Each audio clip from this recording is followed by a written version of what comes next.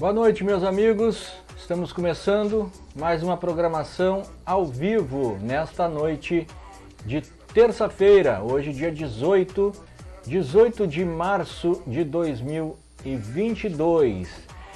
Hoje nós temos uma live especial. Eu vou começar a compartilhar aqui, antes de falar dos nossos patrocinadores, eu vou compartilhar aqui no Facebook, vou mandar para o WhatsApp, tá? Também de um amigo que vai compartilhar em todos os grupos que eles têm. Hoje nós temos um convidado especial, eu coloquei a chamada no meu Face, também coloquei no Instagram, alguns já sabem, né, quem é, mas daqui a pouquinho eu vou colocar ele no ar aqui para a gente conversar. Ele vai contar um pouco da história dele, a história de vida desse grande amigo que nós temos aqui. Antes eu vou compartilhar aqui, eu já vou largar no ar aqui. Primeiro vamos ver se eu já não coloquei lá, né? Vamos testar. Aqui já está no ar no Facebook, tá? Já está no ar no teu Face. Agora eu vou te mandar o linkzinho aqui pelo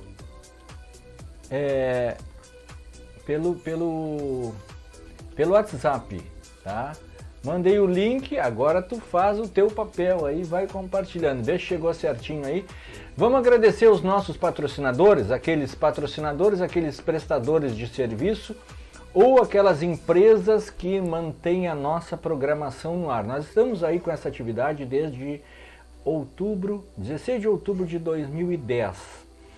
Então, desde aí nós temos várias pessoas que nos acompanham, prestadores de serviço, que colocam um valor X mensal conosco, não é muito, mas nos ajuda no nosso custo operacional. Então vou mandar um abraço pessoal da Musculação Fênix, o Mestre Puma. Agora nós teremos no dia 10 de abril, nós teremos o 25º Mister Pelotas de Culturismo. Também Edwards, Escola de Cabeleireiros.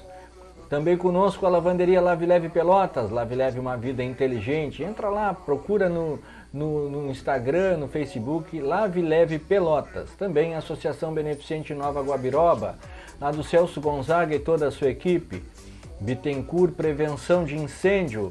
Jornal Tradição Regional, Elo da Notícia até você. Já recebi hoje o meu exemplar semanal do Jornal Tradição Regional, Elo da Notícia até você. Também conosco, Pet Shop Entre Patas e Pelos. Tudo o que você precisa para o seu pet, você encontra na Pet Shop Entre Patas e Pelos. Quem mais? Está conosco também FM Incorporadora, direto de Sombrio, Santa Catarina, lá no Balneário Gaivota, fazendo empreendimentos maravilhosos. Depois eu vou colocar o vídeo no ar aqui, um abraço para o meu amigo Matos. Também de São Paulo nós temos uma empresa conosco, a Definida Jeans, direto de São José do Rio Preto, em São Paulo, nossa patrocinadora. E de Sombrio, Santa Catarina, DCD Moda Homem e Decidida Jeans. Todas essas empresas também pertencem ao amigo Matos e toda a sua equipe familiar e colaboradores. Um grande abraço a todos e você que precisa de divulgação do seu evento, filmagem, fotografia, entre em contato com Conexão Foto e Filmagens Produções, 984-269908. É nossa, a empresa é nossa, nós vamos fazer a cobertura do seu evento por um valor que cabe no seu bolso. Então, obrigado pela audiência de todos, pessoal que for chegando agora, pode compartilhar essa live, não recebi nenhum recado. Alguém que está entrando aí me manda um recadinho, tá? Não fica só na coruja, manda um recadinho, manda uma mensagem ali, manda um comentário e me diz como está o nosso áudio. A imagem eu já vi que está boa, está aqui na minha frente, estou monitorando, e fala para mim como está o nosso áudio. O programa de hoje é da nova série de programas que as pessoas, os convidados vão contar a sua história de vida, né? Dias de nascimento, infância, onde morou, não importa. Já conversei semana passada com o Luarbe Alves e foi um grande sucesso.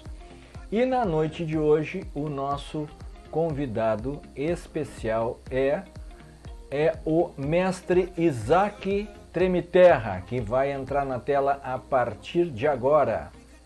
Tá aí na tela conosco, no nosso estúdio. Olha só Que estúdio maravilhoso. O Isaac chegou aqui e não sabia que ia encontrar um estúdio como esse. Boa noite, Isaac. Boa noite, coisa linda, né? Tudo organizado.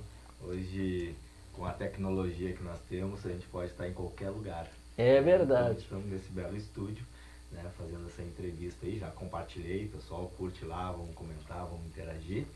E é isso aí, estamos aí para falar um pouquinho da nossa história, da nossa caminhada, dentro de projeto, como professor, enfim, da vida, né? Exatamente. Então, tá aqui o mestre Isaac, foi o convidado dessa semana. Nós íamos fazer normalmente na quarta-feira, mas o convidado dessa semana não podia, em função de trabalho. Então, eu posso na sexta. Então, nós vamos fazer na sexta. Então, a gente vai adequar aqui o dia de acordo com aquela pessoa que vai vir aqui, tá? Isaac, vamos então lá contar a história da vida do Isaac. Tu é natural de onde, Isaac? Eu sou natural de Caxias do Sul, da Serra Gaúcha. Nasceu em Caxias. Nasci em Caxias do Sul, 18 de agosto de 1978, às 8 horas da noite. Um dia muito frio, né? Agosto é muito frio, nasci de cesariana. Fui o único filho dos 3 irmãos que nasceu de cesariana, me gerei sentado, né? E aí, então não tinha outra possibilidade, né? 43 anos atrás. Minha mãe então passou por uma cesariana e nasci dessa forma. O que o pai e a mãe faziam em Caxias? Meu pai e minha mãe, eles sempre foram da igreja, né? Meu pai era profissionalmente, não sei se pode dizer assim, né? Era a missão dele, ele era um pastor evangélico, minha mãe também, né? Uma missionária. E isso acabou levando a gente viajar a vários lugares, viver em vários lugares por tempos curtos, né? E até chegar em Pelotas. Mas até chegar em Pelotas isso, né, foi eles estavam em missão, né? A missão era, eles ficavam 6 meses num lugar, depois mudavam na época, né? Então eles abriam uma obra na igreja que o pai era na época, e aí estruturavam a igreja, juntavam o número de membros, compravam um terreno, botavam os tijolos e pum, próxima cidade.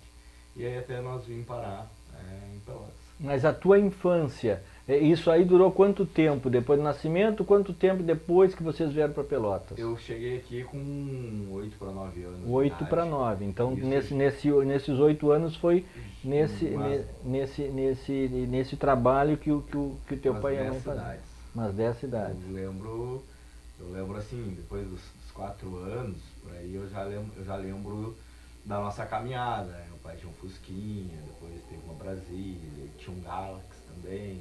Então eu já lembro das nossas viagens assim, porque era de muda mesmo, né? Tudo que nós tínhamos muitas vezes estava dentro de um carro. Então, muito intenso, tudo muito intenso. E meu pai e minha mãe, uma fé inabalável, né? Acreditavam que quando chegar nos lugares ia dar tudo certo. E chegavam e dava, dentro daquele cenário, né, que tinha. Enfim, então passei por vários lugares, assim. Bom, aí depois de 8 anos, chegaram em Pelotas, também para a mesma missão deles. Não. Pelotas já foi nós tivemos um programa familiar, né, em Caxias do Sul. Meu irmão tava, meu pai estava na missão, coisa e tal, enfim. E aí meu irmão teve um envolvimento teve alguns problemas, né? E aquilo acarretou então uma cena, na minha época, eu era criança, né? Que meu pai teve que defender meu irmão. Isso uma coisa muito... Sim. Foi assim, meu irmão brigou com o guri, e aí os tios do guri foram tirar satisfação, e aí meu pai meio que não sabia o que tinha acontecido. E aí um sábado meu irmão foi jogar bola, quando ele tá chegando eu tô na frente de casa esperando, né? E aí quando vê esses 2 tios do menino passam armados, né? Passam armados com facão, e o pai, vou matar o Sandro, que é meu irmão, né?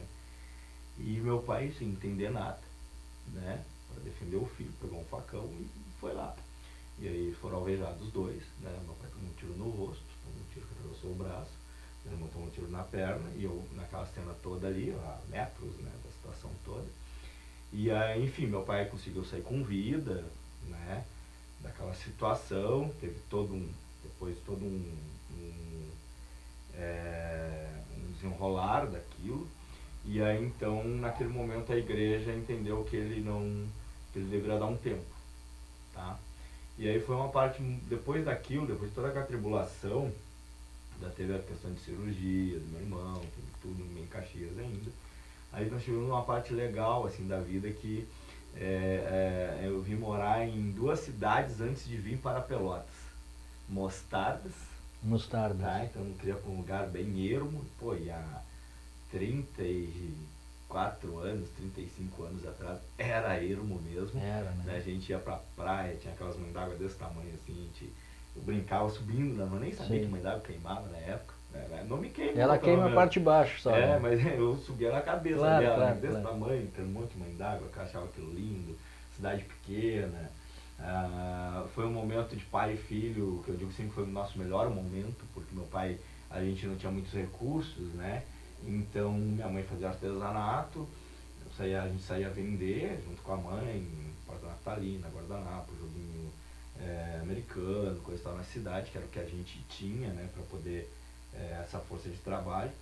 E aí o pai já aproveitou, já abriu uma obra lá também, porque lá daí também não tinha igreja, né, que ele representava, então abriu, só que nós ficamos abandonados lá, né, a igreja não mandou recurso, não mandou nada para nós fomos lá, meu pai na fé mesmo, abrimos aquilo, mas a gente ia pescar, né, eu lembro que a gente comia muita carne de peixe, que pescava e dava uns trairão, umas coisas grandes.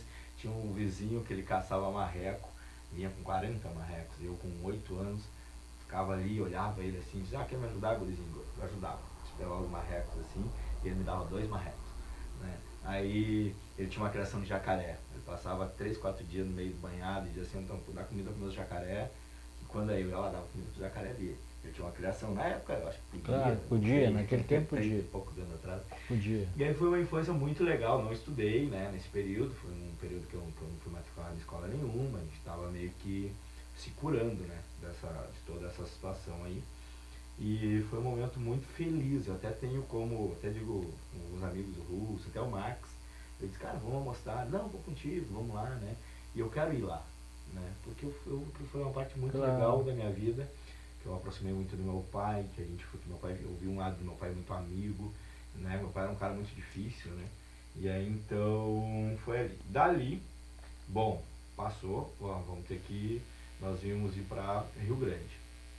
Fomos para Rio Grande, Parque Marim, aí eu lembro também, né, de Rio Grande, aí já tinha uma igreja constituída lá, só que aí a gente foi com a ideia de abrir, o pai foi com a ideia de abrir outros pontos lá em Rio Grande, né.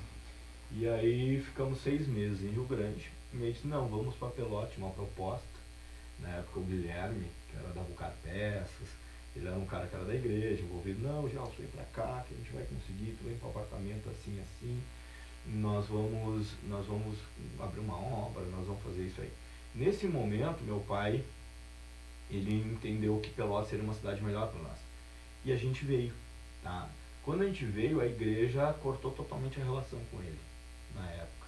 Porque aqui era uma cidade já grande, né? Já tinha congregações da igreja, não era fácil tu chegar e abrir. Né? Isso foi no ano de mais ou menos? 88, não, antes, 86. 86. 86, por aí.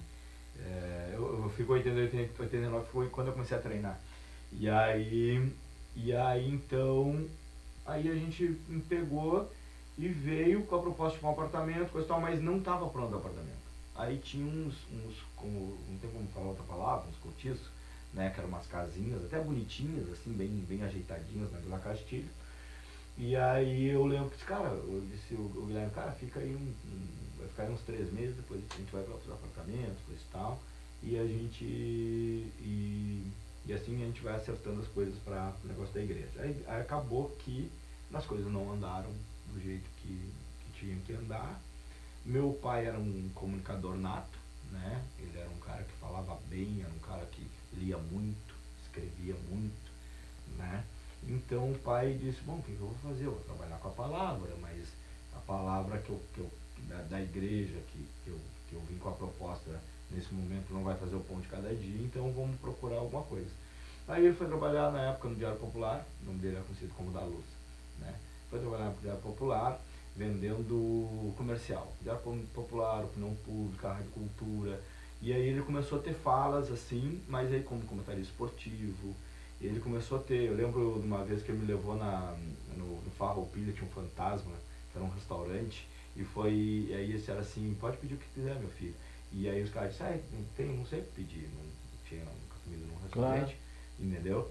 E aí os caras, não, já sei, o cara me olhou, tu gosta de bife? Eu digo, gosto. Gosta de cebola? Eu digo, tipo, a cebola que eu conhecia era crua. Claro. Essa cebola trabalhadinha assim no molho eu não conhecia. E aí eu disse, não, vou trazer uma coisa que você vai gostar. Pô, largou aquele bife acebolado na minha frente. E aí eu digo, olha, deu, né? É isso aqui. Era um manjar dos deuses. Tem até uma foto naquele momento.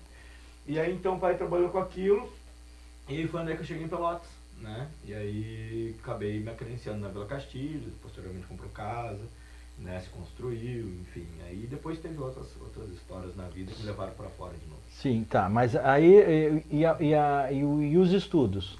Bom, eu passei entre o ano entre o ensino fundamental e o ensino médio, eu passei por 16 escolas, entendeu? Então não necessariamente começava numa e terminaria na outra. Aqui em Pelotas foi Nossa Senhora do Carmo, Dom Joaquim Ferreira de Melo, Pedro Osório, Santa Rita, enfim, finalizando lá com os Mas isso passava por quê? Porque a gente mudava muito. Ah, se mudavam, A gente acabava tudo bem. mudando muito, Tá certo, então não tinha que depois, né, como eu digo, no Estatuto da Criança e do Adolescente eu que veio lá depois, né, de 1989, 90, né, foi construído em 89, 90 foi adotado aqui no Brasil, do governo Collor. Ele não existia para nós, não era obrigado ter uma criança, não tinha uma penalidade se a criança não estivesse na escola, né? Então a partir dali, aí, bom, agora tu tem que estar matriculado, senão, né? Então a gente daí acabou passando por muitas escolas e sempre, porque daí Nossa Senhora do Carmo, né? Era um ano, depois não tinha mais o ano seguinte ali, vai para um Dom Joaquim tinha um ano, 2, mas não tinha, depois vai para Pedro Osório. Pedro Osório, mas tu tava almoçando demais, tu não sei o que, então vamos te botar uma outra escola, sabe? Então sempre foi meio assim, e só na cidade, né? Fora outras cidades que eu vim estudar, Del de Assis, Parque Amazônia em Goiás, lá na minha pré-escola também, Nossa Senhora do Fátima, Caxias do Sul, aí passei por muitos. Mas aí tu fez então, olha, nós temos um recado aqui, ó. O Gerson Zibel, um abraço, Gerson, tá ótimo o áudio, Rogério, valeu. Russo, o áudio tá ótimo.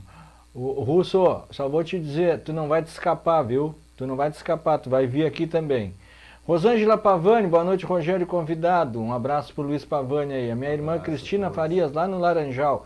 E o Max Quevedo. Aí, Rogério Farias, Isaac Tremiterra, grande irmão. Tá aí.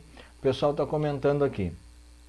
Bom, tu fez o ensino fundamental, sim, né? Fragmentado, né? Depois tu fez o médio. Onde tu fez o médio? Bom, o médio eu começo então, aí eu já estava em Goiás. Goiás. Né? O que te levou para Goiás? Aí veio essa outra questão, em 1995 eu já era faixa preta de taekwondo, né? Porque eu fui apresentado numa dessas vendas de comercial do meu pai, ele queria vender uma nota para um evento que tinha de taekwondo na cidade, pro Chicão, né? Francisco Gomes Corrêa, que era o Chicão de teclado, do Grupo Santos. Exatamente. E ele era professor de taekwondo. E aí, então, ele queria vender, e aí um dia eu cheguei na academia, meu pai fazia karatê na SCAD com Teixeira, e ele sempre queria que eu fizesse karatê. E aí, o dia que eu fui olhar a aula de karatê, achei muito sisuda. E aí não era muito, eu fiquei, sabe, eu olhei aquilo muito, não sei o que, não pode isso, não pode aquilo, não pode aquele outro. Eu fiquei muito aqui, vai ser complicado, até porque eu já era um guri de vila, entendeu? Já era um guri que pulava a valeta para sair de casa, já há algum tempo. Então eu acho que não vai. E outra, era uma academia elitizada, né? Então saía da minha realidade. Aí quando eu chego lá, eu acompanhei o pai para ir lá, eu disse, tem que passar numa academia em cima do Twing, que era Gunkang. E aí eu cheguei e olha aquelas crianças pulando, correndo, eu vi que era uma outra coisa. E eu achei aquilo legal, achei aquilo bonito. Eu disse, pai, eu quero fazer isso aí. E aí, na época as mensalidades eram OTN, BTN, era um cálculo que fazia na época. E aí o Chicão disse, não, traz por aqui, fica aqui um pouquinho, coisa e tal, papá, de repente a gente negocia. Eu sei que acabou tendo um negócio ali de 2, 3 mensalidades, e mais uma permuta e mais um valor para poder ser uma matéria no Diário Popular, um comentário na rádio, enfim. Aí E aí deu início ali então a minha história. Em 1994 eu me formei faixa preta no primeiro dan, fui em Porto Alegre, fui 15 dias, né, com Mestre Bolí, na Rua Otávio Rocha lá. Então foi um desafio para mim, era um guri novo. E me formei. Quando eu volto, meu pai ele já estava entrando no cenário de novo das igrejas. E tinha uma proposta para fazer um interior de Goiás. A Nápoles, a Aparecida de Goiânia, a Badiânia, enfim, né, Anicuns, Séries. E aí o pai já tinha uma proposta de uma sequência de cidades que faria. Só que nessa proposta previa a estadia dele em Goiânia. Ou seja, ele faria uma abertura de obra, ficaria aquele tempo ali e voltaria para Goiânia. Faria uma abertura de obra, faria um tempo aqui e então se criou um QG em Goiânia. E aí mudou a nossa realidade. Eu saí da Vila Castilho e fui morar na frente do shopping Buriti. Na capital. Entendeu? Na capital, atravessava a rua, não tem shopping, não tem um shopping em Rio Grande, Rio Grande tem shopping grande, não tem o que tinha na porta da minha casa. Sim. E mudou a realidade, a gente foi pra lá, e o pai nessa proposta, daí a gente ficou 4 anos lá. Nesse momento cresceu muito a minha parte, porque daí eu fui trabalhar taekwondo mais forte, né? Ali tem uma interação entre Minas, Brasília, Tocantins, uma divisa de Mato Grosso, então tem muita interação dos grupos de taekwondo ali. E aí o que nos levou foi isso aí. E lá daí eu comecei a fazer contabilidade. Aí terminei o fundamental e fui pro médio. Aí eu começo a fazer contabilidade, né? Comecei uma escola, e aí eu entro pra Marinha, né? Entrei pra Marinha. Fiquei 1 ano na Marinha. Quando eu saio da Marinha, aí eu já fiz um filho. Você ficou 1 ano na Marinha aonde? Brasília. Em Brasília. Naval. Servi 4 meses no campo de adestramento dos cruzeiros navais em Santa Maria, que é uma cidade satélite de DF, né? E 8 meses no Ministério da Marinha. Desci as esplanadas, né? Todo final de semana ia pro Ministério da Marinha. Trabalhei. E aí vai a questão do estudo, né, da formação que é importante, botaram no mestre. O que era o mestre? O mestre era onde fazia faxina, reparo, manutenção. Tá, tô eu lá no mestre, fiquei 2 meses no mestre. E tô ali, era sempre o cara que eles chamam de safo, né? Era o cara ligeiro, rápido, trabalhador, cumpria horário, tudo, né? Sem vício, sem nada, não era um cara que saia pra noite, nem nada, nem tem isso até hoje, né? E aí era o cara safo. E aí só que eu fui fazer um cursinho de computador, né? Porque era ligar o computador, aprender o DOS, aprender não sei o que na época. E aí eu tô ali ligando, aprendendo, apareceu algumas coisinhas, tudo. Um dia eu fui lá, terminei um túnel, tinha um túnel que passava do prédio municipal com anexo, né? E eu às vezes fazia parte da minha rotina, ter que passar o pano naquele túnel branco. Imagina ficar branco, um túnel ficar branco de marinha, né? Então assim, ó, tu tinha que passar no túnel e enxergar.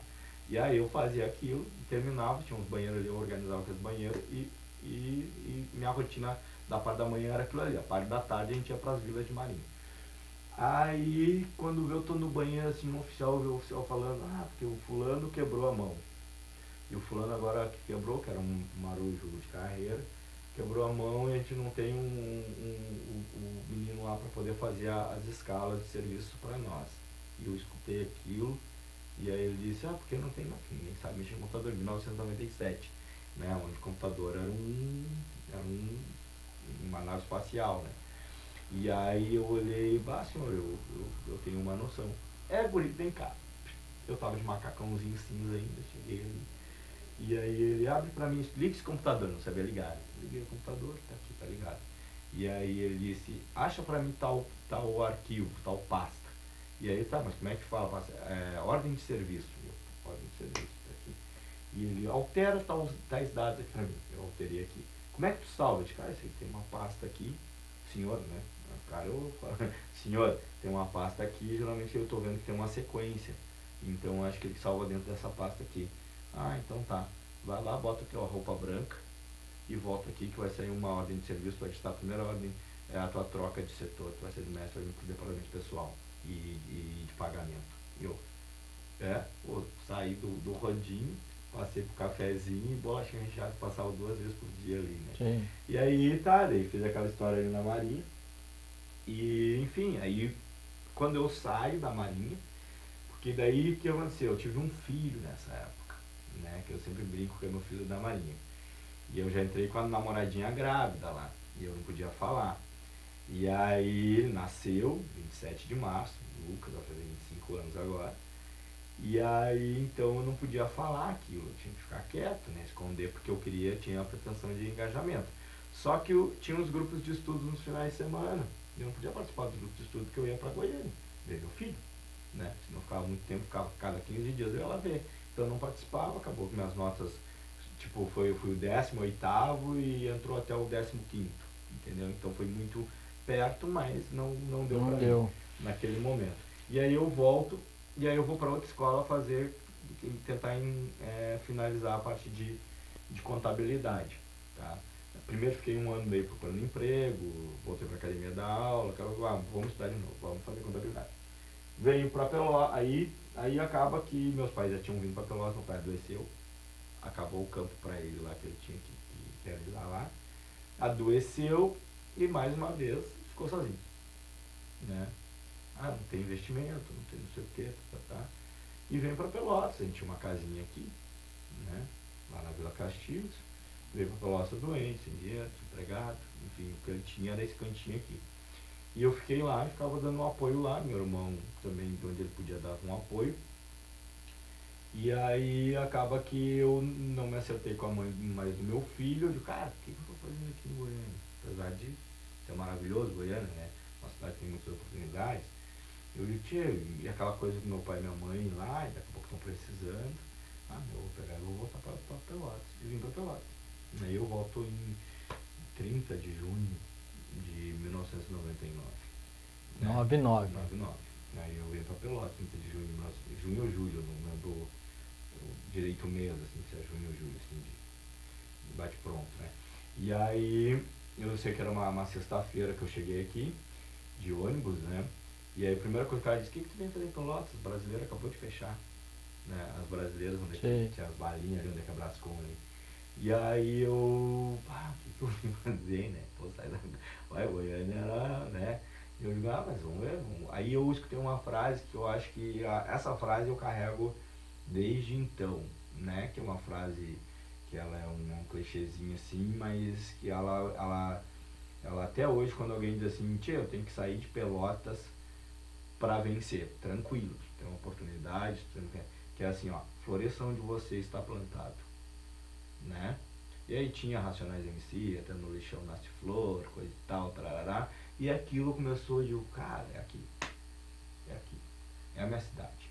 Então é uma cidade que me acolheu, uma cidade que eu tenho lembranças boas de infância, uma cidade que eu tenho referências, é uma cidade que eu não tenho mágoa, né, que eu não tenho lá a vivência lá que eu tive em Caxias, que eu não passei pouco tempo, que eu me acarenciei, quando eu chego onde as pessoas me conhecem, eu tenho a minha história, né, então, cara, é minha cidade, eu amo Pelotas. E aí eu até tenho sonho em algum momento ser reconhecido como cidadão pelotense, né, Sim. esse é um dos meus sonhos, assim, e eu sou pelotense desde então, e vim crescendo, aí terminei ensino médio, tentei no João 23 para fazer contabilidade de novo, por isso que é essa sequência de escolas eu passando, né? Não deu no João 23, por quê? Porque eles não aceitavam os meus 2 anos de contabilidade, porque as disciplinas eram diferentes. Em Goiás eles trabalhavam somente as disciplinas, a proposta agora do ensino médio, né? Trabalhavam somente as disciplinas de contabilidade. Aqui não, aqui tinha artes, tinha química, tinha coisa que não precisaria para contabilidade, era matemática aplicada, entendeu? Não precisaria, e aí não conseguiram acordar, eu teria que voltar para o primeiro ano. Aí voltei para o primeiro ano, e aí quando eu cheguei na turma eu olhei, cara, eu já estava com outra proposta, já vinha com outra cabeça, e uma cabeça de atleta também, né? De rendimento, de que eu não tenho tempo a perder. E aí eu vim, cheguei na turma, que o pessoal deboche com o professor, disso, daquilo, de cara, não é a minha. Não é isso aí que eu quero pra mim. Eu já tenho dificuldade, né? Eu sou dislexo leve, né? Então eu já para ler uma coisa eu tenho que ler 2 vezes, para escrever eu tenho que, né? Eu tenho que escrever mais devagar, porque falta letras, entendeu? Eu engulo, né? Eu quando leio uma coisa às vezes eu digo, mas aquilo diz, aquilo, dependendo do contexto eu leio de novo, que não é aquilo que eu achei que estava escrito. Mas eu treinei isso, né? Eu digito muito bem. Então, meus dedos, eles sempre trabalham. Com 13 anos, ganhei uma máquina de escrever. Então, sempre meus trabalhos eram digitados. Que aí, escrito assim, eu não tinha problema, né? E aí, então, eu digo, cara, qualquer coisa que me tira o foco, né? Que é a questão do hiperfoco, que chama, né? Me atrapalha, né? E eu digo, cara, esses caras aqui não estão pra mim, né? E eu peguei e digo, não vou terminar aqui. Aí eu digo, vou fazer as provas do eixo. Fiz as provas do eixo, passei em quase todas as disciplinas, faltou artes, porque tinha no objetivo, e português, né, pelo óbvio, né? E acho que 2 ou 3 disciplinas e fui pro objetivo fazer, fiz lá, concluí, né? E depois fui tentar, né, ensino superior aí, e aí, bom, aí depois foi outra caminhada também. Sim. Né? Aí depois desse período, aí o atleta já tava competindo, tudo nessa época? Eu competi desde de 3 meses de treinamento até os 35 anos de idade, né? E aí é bem aquela coisa assim, se eu tivesse que trabalhar durante o dia para me sustentar, pagar pensão, eu arrumava um período no meio-dia para treinamento, né? Não dava meio-dia, bom, então eu vou à noite, tá? Mas à noite eu solto da escola 10h20, né? Então tá, e, tipo, a Bioaction atendia das 11 à meia-noite o pessoal que saía da faculdade. Então das 11 à meia-noite eu tava com uma turma lá. E foi anos assim, tem alunos daquela turma até hoje são amigos, né?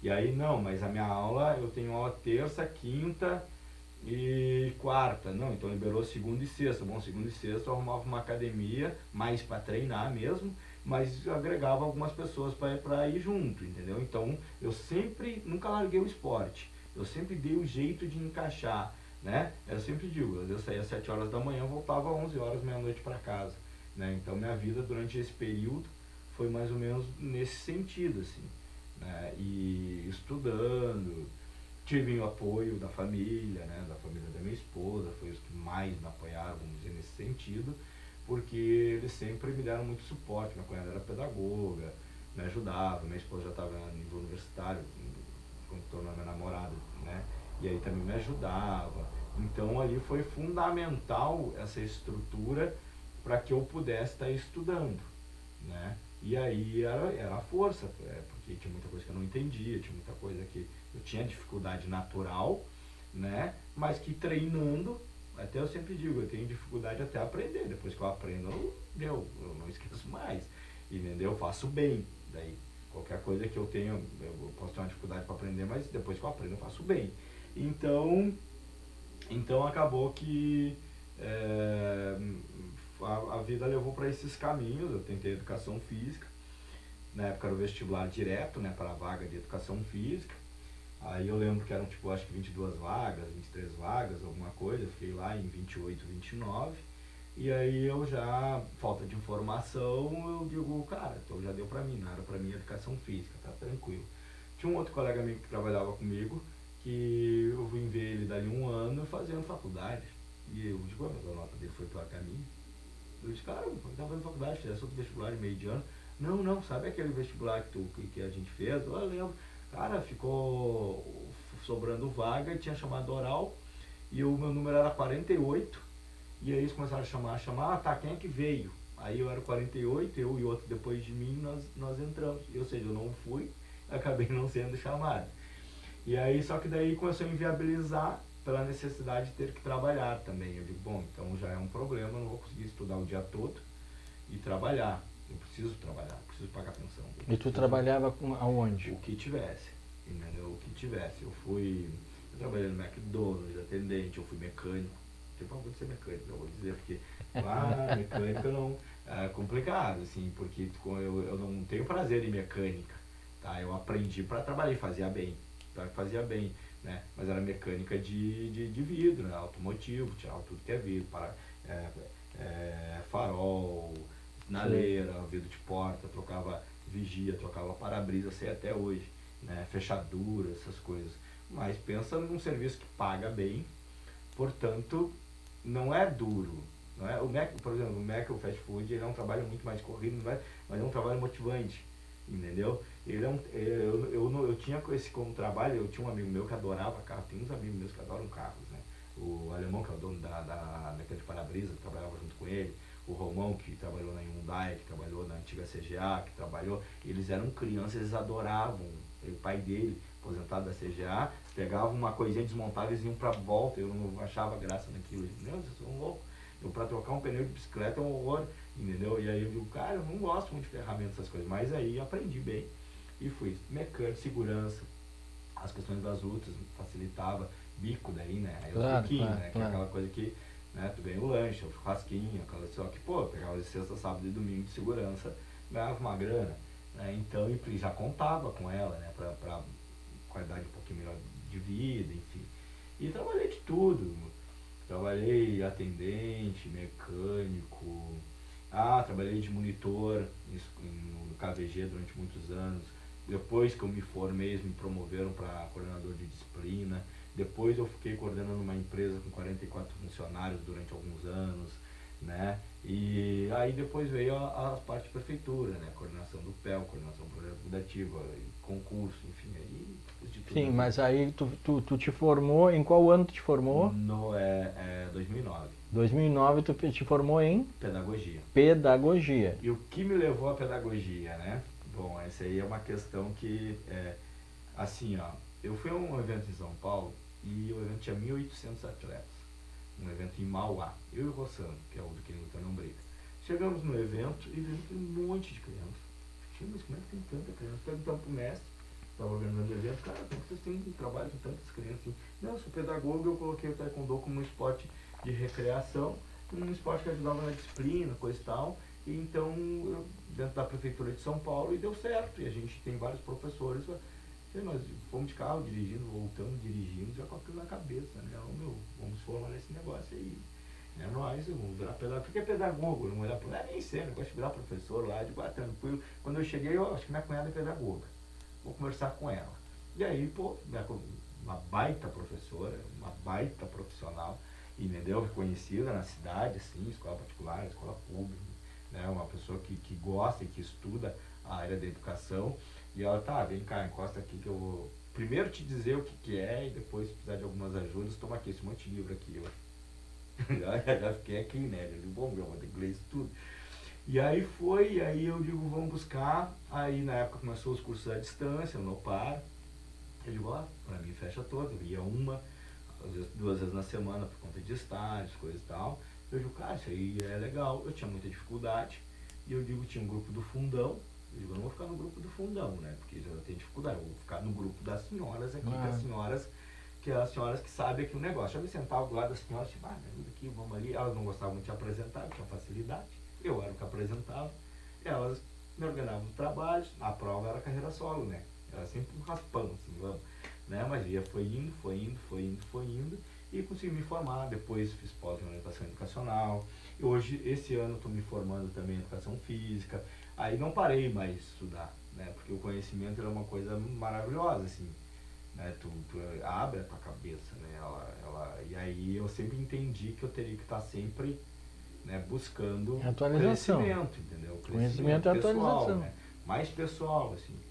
E aí então, por isso que eu me formei em pedagogia e depois, vim com a mesma ideia.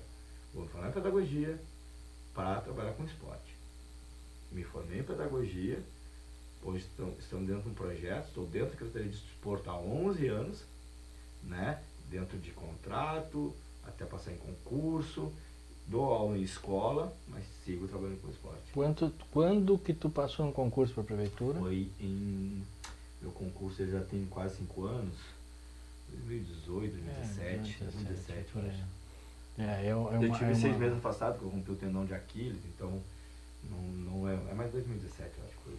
Aí depois teve Tá, e tu é professor concursado da Prefeitura Municipal de Pelotas, né? E qual é a área que tu atua? Tá, sim, mas qual é a área? Iniciais, sim, peão é para...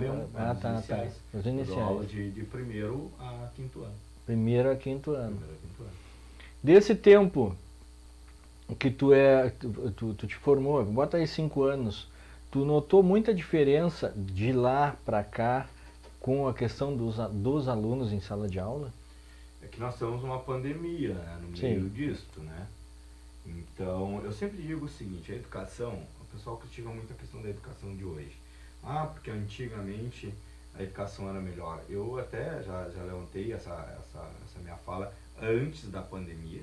Hoje nós temos uma defasagem gigantesca por conta da pandemia. 2 anos as crianças fora da escola, então tem problema de relacionamento, que a criança não desenvolveu naquele tempo certo.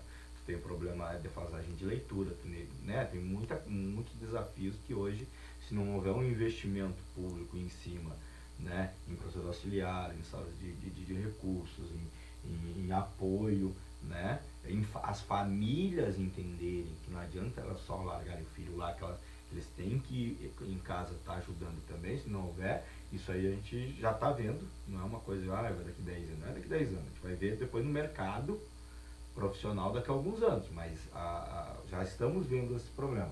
Mas antes eu sempre digo que a educação, se tu não nascesse para estudar, como vamos dizer que eu não nasci, que eu tive problemas, que bababá, que muita transferência, que isso poderia ter prejudicado meu desenvolvimento, que eu já tinha esse problema da leitura, que eu já tinha. A educação não era para todo mundo. Essa é a grande verdade. Depois que criou o Estatuto da Criança e do Adolescente, ela obriga a criança e o adolescente a estar ali. Ou seja, crianças de 9 anos, de 10 anos, que já se viam que tinham dificuldades, já saíam da escola. E deu, vai trabalhar, vai pegar uma enxada, vai pegar uma pá, vai trabalhar em cavalaria, vai trabalhar de serviço de pedreiro, vai trabalhar, tá entendendo? Então essas crianças, vai trabalhar na roça, essas crianças elas não estavam dentro, né, do cenário da educação. Né? Quem que estava dentro do cenário? Quem tinha condições, quem conseguia manter o filho mais tempo, aqueles que entendia que a educação era o único caminho, porque realmente a caneta mais leve que a pá, de igual, se eu não der certo, isso aqui é coisa do pavor. Se eu não der certo nisso aqui, eu vou ter que voltar para a enxada, né? Então realmente nós tínhamos alunos, um filtro maior de alunos mais comprometidos.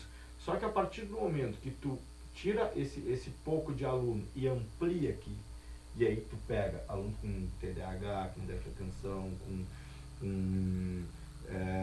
enfim, com N coisas, com problema de alimentação, com problema pessoal em casa. Se a gente tem um problema com o filho hoje, a gente não vai trabalhar tranquilo, entendeu? Se a gente sabe que, sei lá, o filho, a filha da gente está lá no hospital ganhando nenê, a gente não vai trabalhar tranquilo. Tu imagina uma criança que viu a mãe ser agredida, uma criança que chega na escola com fome.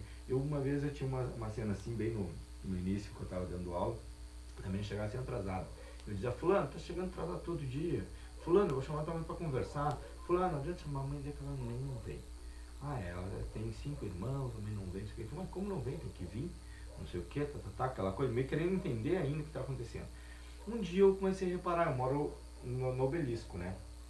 E aí essa criança, à tarde, em pleno início de verão, ela saía de trás, lá do Vasco Pires. Mas por que não botou a escola perto? Por vários problemas. Daqui a pouco que tiraram a casinha dela do Dunas e ela só conseguiu alugar lá. Tá? Ela saía caminhando, subia, né, a rua 1 do Obelisco, da casa dela até a 1 já eram umas 4, 5 quadras. Subia uma do Obelisco, pegava até a Darcy, que já dava mais umas 2. Da Darcy até o corredor do Obelisco dava mais 4. Do corredor do Obelisco até a Ulisses Guimarães dava mais 2. E ela dava na 19. Da 19 ela tinha que caminhar até a 3. Tá? Que era o Dunas. Ou seja, olha a distância que uma criança de 9 anos percorria.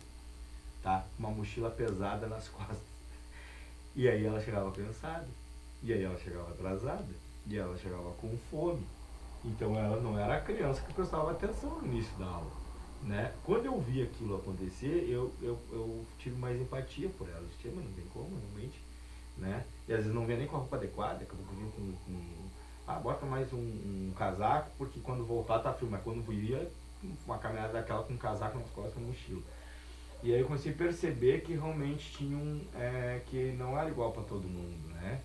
E aí isso, comecei a criar mais empatia e entender que a educação realmente, ela não é somente chegar na sala de aula e aprender. Ela passa por outras coisas. Aí ela descansava, tinha a merenda, depois da merenda ela vinha estava tranquilo para fazer as coisas. Ou seja, ela precisava quase 1 hora Claro. até aquilo se recuperar. Dei aula no Getúlio Vargas, uma turma que eu tive primeiro, todos os alunos tinham um piolho, todos tinham piolho, todas.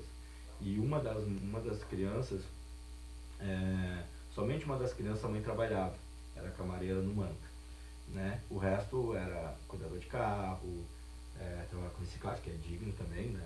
Melhor do que estar roubando a vida dos outros. Mas eu via que realmente tinha um problema de alimentação. Aí as escolas, elas têm, por mais que as pessoas critiquem, às vezes a escola, ela é o único instrumento que leva, que pega essas crianças e dá uma condição, porque a escola ela já se preocupava com o lanche antes.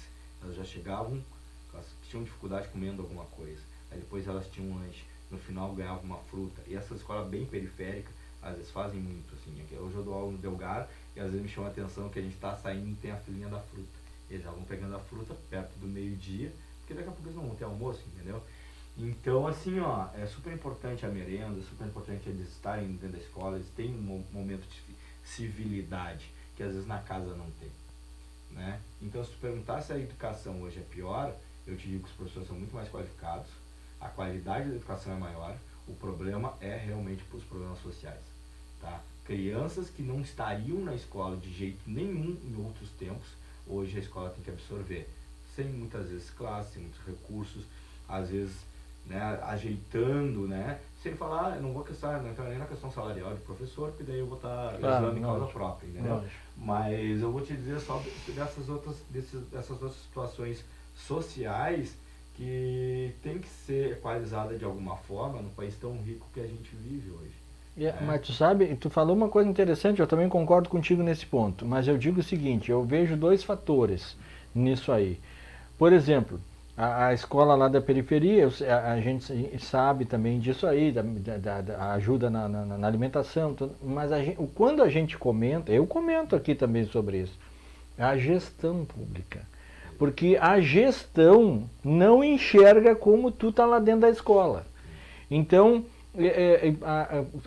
se coloca muito dinheiro em coisas que não tem necessidade e se coloca pouco dinheiro para alimentação das crianças. Nós tivemos problemas gravíssimos de abastecimento de merenda em escola municipal, nós tivemos roubo de merenda em escola municipal em Pelotas, né? Não precisa citar nada aqui, mas tivemos, né? Aí a gente fica pensando como que uma pessoa de uma escola que sabe da necessidade que tu está falando, rouba merenda escolar. Esse é o grande problema.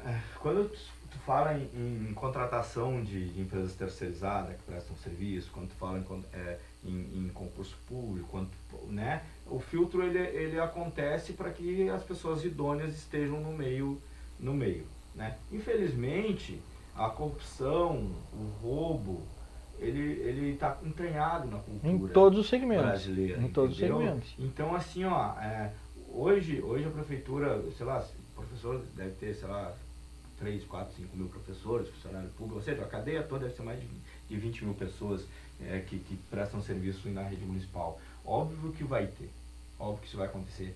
Existe uma fiscalização, existe uma responsabilidade de vários gestores de estar sempre olhando, né? Mas pega uma escola, por exemplo, que tenha 500, 600 alunos, que tem um grupo de 100 profissionais, tu não tem como garantir que todos sejam idôneos. Claro, então vai acontecer. Não tem. Só que realmente tem que punir, tem que demitir, tem que exonerar, né? E principalmente a população tem que fiscalizar. Existe um conselho da merenda hoje, né? Existe um conselho da merenda, vamos falar sobre merenda, vamos falar também sobre materiais. Existem esses conselhos que fiscalizam e geralmente são pessoas que não são vinculadas a questões políticas. São pessoas que podem dar berro, né? Eu uma vez eu vi um cara falando assim, ó, que as questões do serviço público tem que ser burocratizado mesmo porque as pessoas roubam, tá? E depois eu passou um tempo e essa mesma pessoa que eu vi falando, ela caiu de um cargo por suspeita de roubo, entendeu? E aí eu olhei, eu acreditei nela, eu disse, pô, o cara é um cara sério, você tá entendendo? E daqui a pouco houve uma suspeita de roubo e eu não sei que levou aquilo ali, que meio que se apaziguou, mas exoneraram, tiraram tá entendendo? Não, tu não vai trabalhar mais com recurso, entendeu? Então, isso é o tempo todo, assim, dentro da gestão pública. Só que aí quando tu vai ver, o dano é muito grande, né? A escola já ou mal utilizou o recurso, ou realmente teve um momento que escoou aquele recurso, ou o recurso não chegou lá na ponta. Isso vai desde uma questão, uma vez que aconteceu numa escola que eu trabalhei, federal, né, não vamos botar nomes, né, que chegavam os bifes para os alunos. Chegava aqueles alunos, cara, chegavam uns bifes desse tamanho, os bifes, tá? Tranquilo. Toda semana, um bife daquele tamanho, um bife desse tamanho. Quando chegava no final de semana, o bife era pequeno. Mas como esse bife no final de semana é pequeno? Porque os caras tiravam um olho de cima, né? Aí um lá arrancou as tripas lá de um funcionário e disse, cara, mas como é que é isso aí? Agora o bife que esse guri que mais precisa aí, que estão aí, o bife é pequeno, né? E aí quando foi ver, fulano lá cortava o bife, meio pra mim, meio pra ti, meio pra mim, meio pra ti. O ciclano denunciou. Chegou lá na gestão e disse, cara, um absurdo, fulano ali tava pegando metade do bife dos guri lá, né? Aí isso não foi na rede municipal, foi em outra instituição. Tava pegando a metade do negócio lá pra ele. O que aconteceu? O fulano, chamado fulano, disse, cara, que tu fez isso? Ele não conseguiu provar diretamente, entendeu? E aí relocaram o fulano que fez a denúncia. Que deixaram lá, o cara tá lá até hoje. Pois é. Tá ligado? Esse é o se problema. não sei se tá lá até hoje, se aposentou, mas tá lá até hoje. Isso é um problema também. Entendeu? Dos caras não querer se comprometer, dizer, não, vamos levar até o final. O que foi? Então vamos te tirar daqui. Né? Tem uma suspeita, vamos te tirar daqui, ó. Se tem suspeita, vamos averiguar. Se não tiver, a gente volta. Entendeu? Por que o bife veio pela metade sempre? Como claro. Assim? Tá entendendo? Vamos ver aqui, ó. Mandaram o recado para nós aqui, ó. Deixa eu ver aqui quem é que mandou o recado. Aqui. O Oloarbi Alves mandou boa noite. Aqui na escuta. Abraço ao Isaac e a você. O Oloarbi Alves e a doutora Maria da Graça. Edil Campos. Isaac, hoje é um profissional impulsionador e agregador do esporte em nossa cidade. Tem carta branca e conduta vertical em todos os setores. Articulado e de muita ética. Parabéns pela escolha. Tá aqui. É recíproco, viu, Edil? O Edil. É um embaixador, né, do boxe aqui em Pelotas. Uma grande pessoa, né, profissionalmente, como pessoa, uma pessoa íntegra também. E um amante do esporte que também promove bastante aí o esporte na cidade. Edil Campos. O Rogério Teixeira. Um grande abraço, meu amigo Rogério Farias. Um abração. Edil, tu tá aí, né, Edil? Semana que vem a cadeira é tua. Vamos marcar só a data da semana aí, durante a semana. A cadeira aqui é tua. O próximo que vai chegar aqui comigo vai ser o Edil Campos. Tem muita coisa pra gente conversar. Eu te perguntei com relação ao que tu notou dos alunos, porque eu noto uma coisa já há muitos anos, pela evolução da tecnologia. Não por causa de professor, nem por causa de ensino, nada. Eu te digo assim, ó. A minha guria, a minha filha mais nova, hoje tem 19 anos, ela sempre estudou em escola pública. Foi para a escolinha, depois foi para a escola. Tá? Estudou naquele ali da Santa Tecla, que eu não estou lembrando o nome, Zilda Morrone. Sim. Depois ela foi para o Pedro Osório.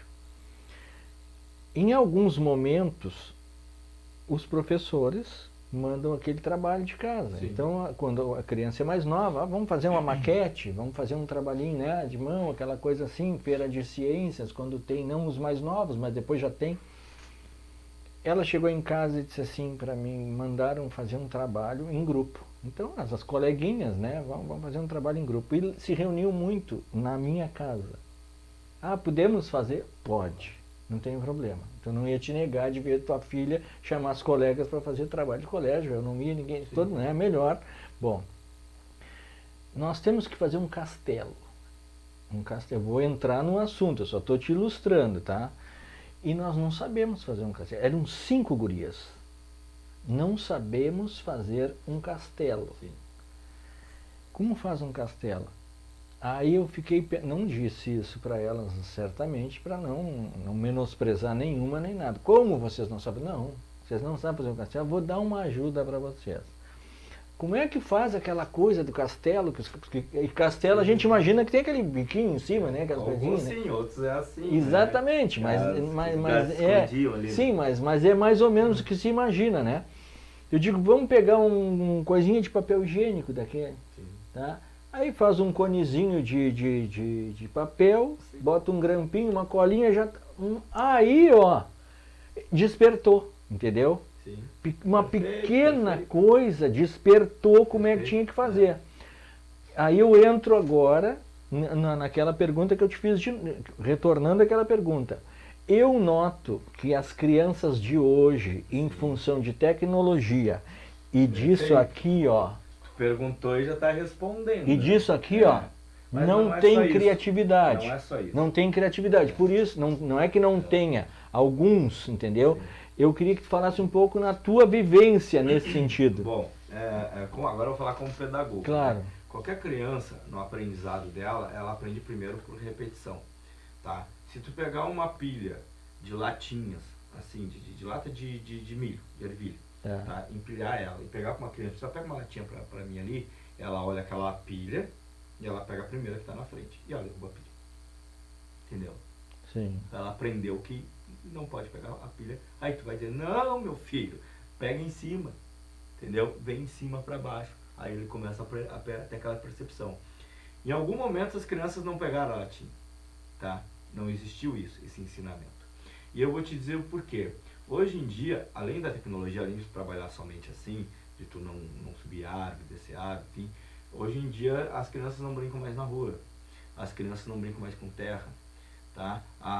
Hoje Mas em na dia, periferia também, não, porque na na periferia já é ainda outros tem, né? 500. Isso, ainda aí tem, na parte né? manual tu pode ver que eles são bem criativos. Ainda tem, né? Aí eles são bem Exatamente. criativos na Ainda parte manual. tem. Tô falando do grid de apartamento. Claro, claro. Estou falando meninas que trabalham aqui, que foram criadas mais fechadinhas, Claro, que ficaram na rua, sim. que não tá na casa do Rogério, que a gente conhece. Então, Rogério, como é que foi aí? Claro, tá entendendo? claro. Não criança solta. Sim. Se tu manda uma criança solta fazer um castelo, ela vai fazer com terra. Exatamente. Na hora, vai, entendeu?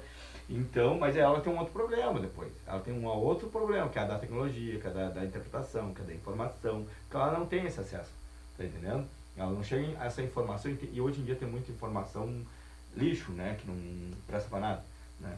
Então, tá, vamos lá. Tá falando uma questão de motricidade e criatividade, com um instrumento que elas não estão acostumadas, tá? Então, elas não estão acostumadas a trabalhar com reciclados, elas não estão a trabalhar, ou seja, elas têm, o brinquedo vem pronto para elas, Exatamente. vem pronto para elas, o castelo viria pronto para elas, não, elas têm que criar. Para a criança de periferia não vem, ela tem a cabeça de um, braço do outro, ela tem que começar a mexer, ela vai ter que começar a consertar, ela vai pegar umas latinhas e vai dizer, não, isso aqui é o meu castelo, já na cabeça dela, tá, mas se eu botar um pouquinho de terra fica bonito. Claro que vai depender da vivência dela também, com cola, com caneta, com algumas coisas que às vezes também não tem. Então ela vai trabalhar com as coisas que ela tem. Já a criança de apartamento, ela não tem essa vivência. Então ela também, para ela, o papelzinho do rolo de papel higiênico é no lixo, não serve para mais nada. Eu lembro da minha filha, um dia que ela chegou e disse assim, eu queria um binóculo. Eu disse, tá com um binóculo, minha filha? E ela teve uns 4 anos, mais ou menos. E assim, aquilo que enxerga de longe, que meu sogro tinha um binóculo. Meu sogro tinha um binóculo, tem até hoje, né? Tem um binóculo que enxergava longe. E eu digo, pegar um binóculo. Tá, a Marta disse, nós vamos lá comprar um binóculo para maluco. Compramos aquele de plásticozinho mesmo, aquele de plástico, coisa e tal. Não, tá tranquilo. Tinha um rolo de papel, o outro tava no final, desenrolei aquilo, botei uma fita e disse, minha filha, um binóculo. Ela ficou com aquele binóculo mais de mesa. Ela andava com aquele binóculo assim pra baixo, fazia assim, ó. Ela achou lindo, maravilhoso aquele binóculo, tá entendendo? E a Marta disse assim, será que se a gente comprasse um binóculo não ia fazer tanto sucesso? Entendeu? Ela gostou muito daquilo, sabe? E essas crianças não têm essa vivência. Aí nós vamos naquela questão da latinha. Elas nunca pegaram a latinha, não entenderam que a latinha era de cima para baixo, e elas não tiveram vivência com aqueles materiais. E, ou seja, criar uma coisa nova é muito difícil.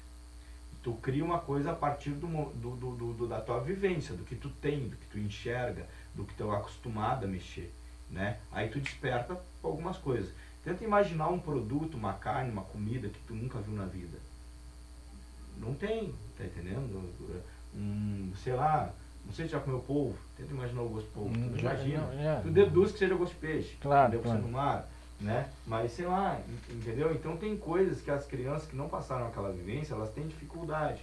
Agora larga um computador, larga um celular, larga um jogo, larga... Eu não sei jogar até hoje, nunca tive um videogame na minha vida. Entendeu? Nunca tive mesmo, entendeu? As poucas vezes que tive vivência foi um Taitozinho, que botava uma fichinha e acabou ali na 7 de setembro ali. E aí, River Raid aqui. pode ser. Do aviãozinho, do barquinho, do aviãozinho. E aí então, assim, então nós temos dois tipos de crianças. Crianças que têm vivência com certo material, crianças que não têm vivência. Né? Tem criança que tem vivência com tecnologia, tem facilidade, tem criança que não tem, vai ter dificuldade. Ou seja, quanto mais tu iniciar essas crianças e mudar os mundos dela, né, tu vai aumentar o conhecimento dela para o futuro. Hoje as crianças são presas em casa, até na periferia, não saia mais da quadra. Antigamente tu saía dali, tu ia longe. Entrava, voltava quando estava escuro. Quando estava escuro. Então hoje realmente isso influencia na educação formal, por conta do número de esquemas que essas crianças têm até a vida adulta, tá? Então, aí tu vai dizer que tem meninas que não têm, como é que eu te dizer, habilidades para fazer algumas coisas. A minha mãe é artesã, então eu aprendi cedo a costurar com a mão, tá? Isso aí em casa eu costuro, minha mãe me ensinou a passar. Sim. Faço barra de calça. Quando eu fui para a Marinha, cobrava R$3, cada barra de calça R$3. Aí ganhava 6 calças, assim, né? 2, 3 azul, 2, 3 branca, 2, 3 azul de sarja, assim, chamava de mescla. Eu ganhava dinheiro com aquilo, tá? Meu pai era pastor evangélico, então o sapatinho tá brilhando, eu sabia gostar bem do sapato, não aprendi lá, já fui sabendo, entendeu? Sabia passar uma roupa, vincar, né? Por conta da igreja, tinha que estar sempre vincadinho, bonitinho. Então eram vivências que eu tinha, aprendi ponto cruz. Uma vez quebrei o pé, fiquei pra cima, minha mãe ensinou ponto cruz. Minha mãe vendia guardanapo, eu aprendi alguns pontos de crochê, aprendi a fazer costura assim, vivência que eu tenho. Claro. Tá? Ou seja, essas crianças, elas não tiveram as vivências. Então não adianta a gente querer cobrar dessas crianças. Elas podem até despertar curiosidade, que é uma coisa boa. Alguns pais potencializam isso aí. Portanto, hoje em dia é mais seguro tu manter elas fechadas dentro de um núcleo, né, daquilo ali, e elas não vão tendo a vivência, não vão criando aqueles esquemas. Isso aí é um problema social que nós temos hoje, claro, que a violência acaba ocasionando no desenvolvimento dessas crianças, né? Então a gente fecha elas muito e acaba não dando tantas vivências, até porque é caro, né? Hoje em dia o transporte, e tem outro problema também. Às vezes os pais terceirizam a educação, tá? Que é aquele momento de querer, a gente sabe que tem que viver, a gente sabe que a gente tem que ganhar dinheiro, mas é importante ter aquele momento com teus filhos, né? Então, tem a criança que passa de manhã na escola, no segundo turno uma creche, um turno inverso, sai dali, vai para uma academia, à noite tem mais não sei o que, ou seja, ela toma café da manhã e vem jantar. E aí daqui a pouco tu vai ver essa criança, talvez alguma coisa no final de semana, diz, que peste, que criança chata. E às vezes no final de semana, não, vai com um amiguinho lá. Então que tu tem um problema do filho que tu não conhece depois. Essa pandemia veio para nos mostrar isso aí, né? Tu vê o tanto de separação que teve. Que as pessoas que trabalhavam de manhã se encontravam à noite, final de semana tinha um lazer. E aí daqui a pouco se aturando em casa, não é? Teve desemprego? Teve o problema da grana? Teve. Mas teve esse problema das pessoas dizerem, mas tu era assim, eu não sabia que tu era assim. As pessoas não se conheciam direito. Sim. E as pessoas não conhecem os filhos às vezes, claro, entendeu? Não sabem qual é a necessidade do filho, E aí elas terceirizam a educação, daqui a pouco elas se deparam com um adulto que elas não conhecem. Tem muito isso. Sim. E a preocupação eu vou te fazer essa pergunta para depois fazer um comentário sobre isso, tá? E que tu vai entender. Qual é a preocupação do professor, tá? Do professor em geral e do professor Isaac com os alunos, de modo geral, porque tu convive com aquelas pessoas, com aqueles alunos todos os dias. Agora está retornando, teve a pandemia, mas antes tu já convivia. Qual é a preocupação de um professor com um aluno? Eu queria que tu falasse um pouquinho sobre isso também. Bom, porque as pessoas às vezes não entendem isso.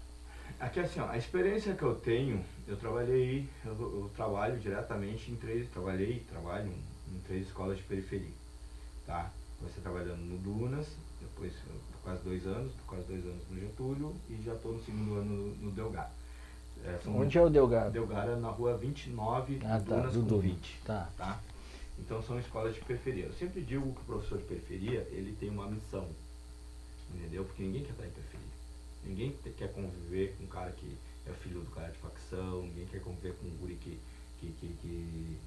enfim, que não tem recurso, que vende violência, que tu escuta coisas que tu não acha legal, que daqui a pouco tu tem... No Getúlio mesmo, as professoras são assaltadas. Elas às vezes tem que sair um pouquinho mais cedo para poder pegar o ônibus que elas já foram assaltadas. E isso é uma coisa difícil em periferia, né? Geralmente respeitam os professores da escola. Elas foram assaltadas, tomaram celular, tomaram coisa. Gurizinho, tu vai me tomar isso aí, não, aqui, pai, deu. Sabe? Então elas não saem de lá.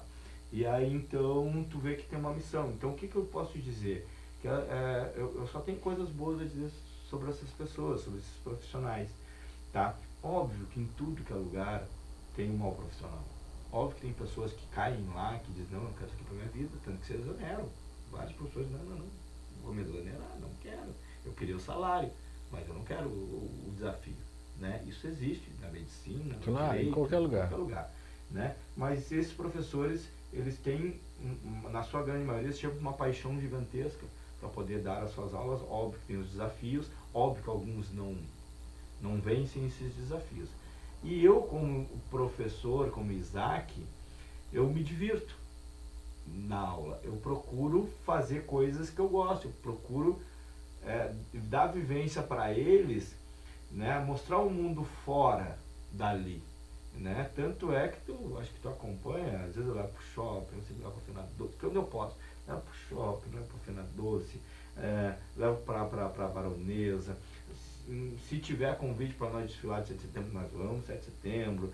Se tiver, eu sou sempre o cara que estou disposto, porque eu entendo que eu tive uma professora de educação física na Nossa Senhora do Carmo, ali na Capelinha, que ela nos levou a jogar num campo de futebol aqui embaixo, perto da alfândega ali, tem uma escola ali, ela fez um intercâmbio. Aí a gente tomou suco de laranja e comemos cachorro quente.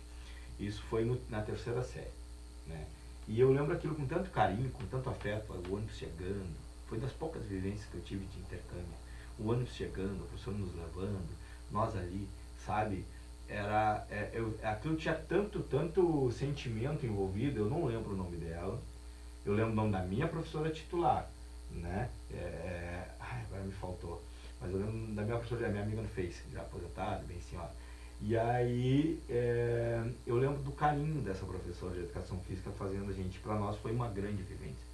Eu lembro da professora de música do 5º ano, uma pessoa que chegava, que me abraçava, me tratava com carinho, sabe? E quando a gente tinha apresentações em outros lugares, então eu via outros mundos que não era o meu mundo, tá? Que não era o mundo dentro da vila, que não era aquele mundo somente dentro do esporte que eu conhecia, né? Então eu acho que oportunizar mostrar mundos e referências para essas crianças é fundamental. O que nós temos hoje? Nós temos um mundo que a gente trabalha com a criatividade deles, entendeu? Que a gente fala que existe, que a gente mostra, que a gente tem nos livros. Eu gosto de usar muitos livros, eu uso muitos livros. E, incrementando essa pergunta, quantas horas aulas tu dá? Eu, para a escola, eu tenho 20 horas na escola. 20 horas para a escola? Isso. É 4 horas por dia?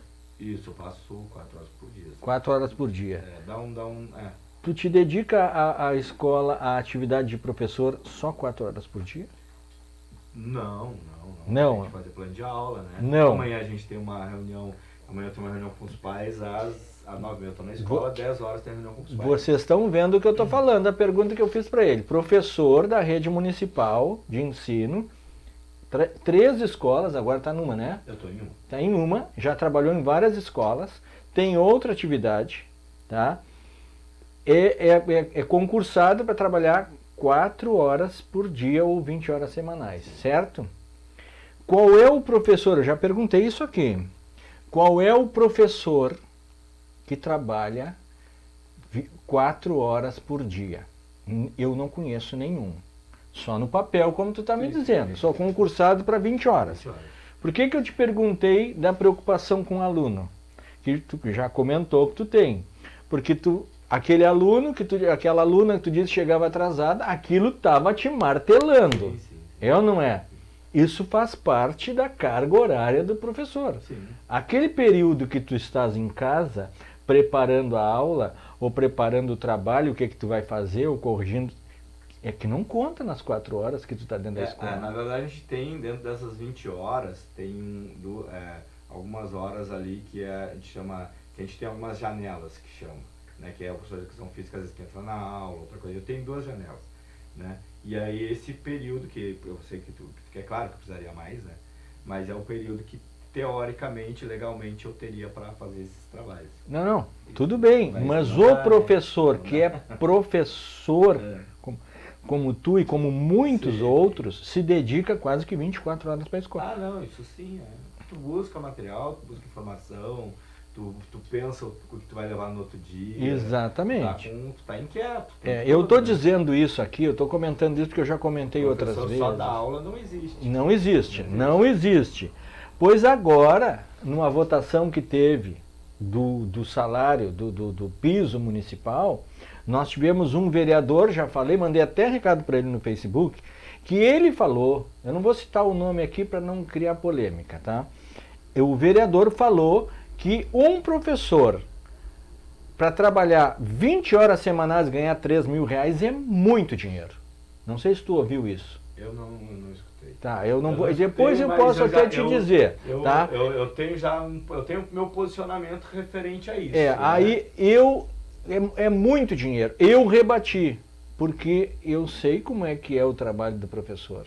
Eu não acredito que tenha um professor que trabalha com um aluno que, olha, entrou 8 horas da manhã, saiu meio-dia, acabou a escola, só vou ver o que eu vou fazer no outro dia. Não existe isso. Então o vereador está equivocado. Ele não conhece o planejamento de uma aula de um professor, seja ele qual for. Então não é 20 horas. O ideal seria associar, vamos deixar assim, a gente sabe que o professor é uma profissão mais nobre, né? Sim. Mas associa o salário do vereador com o de professor, que para nós tá bom. Foi exatamente o que eu falei aqui, Isaac. Isaac, foi exatamente o que eu... Com a população, a gente lida com crianças, a gente lida com vidas, a gente tem que fazer todo um planejamento, a gente leva um trabalho para casa, né? Então, o período de férias, eu acho que nosso até é menor, ou se não é igual, é menor. Os professores têm uma férias um pouquinho maior, mas 45 dias de férias no ano, mas ele é menor ainda do que...